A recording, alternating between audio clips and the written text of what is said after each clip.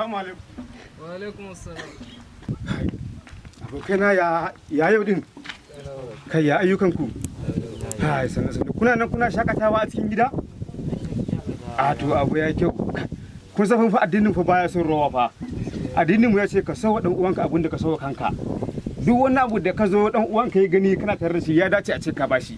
Saboda mu addinin musulunci bai da ruwa kawai anytime ba. Allah to shikenan ba matsala ni yanzu ina sauri ne ina so kuma in tafi.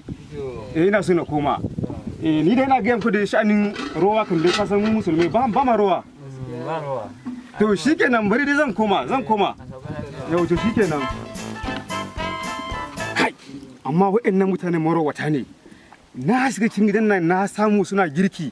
Na share sama da minti 40 ina jira. Ko za a sauke girkin nan in samu in ci. Amma ba su sauke wannan girkin ba. Ina ga abun daɗi suke dafawa a cikin tukunyan nan. Kai ba shakka ma nama suke dafawa. Amma zan koma sai na jira an dafa abincin nan an sauke na ci sannan. Assalamu alaikum. Kai na dawo ba. Ku san me kake tafiya? Ai ku jam kura na gani. Kura na gani wata rushe shiya. A garin nan wai tafkeken kura ku jin muku. Kaɗan ya hana masa kama ni.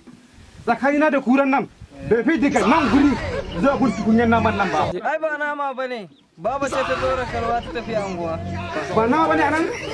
Allah.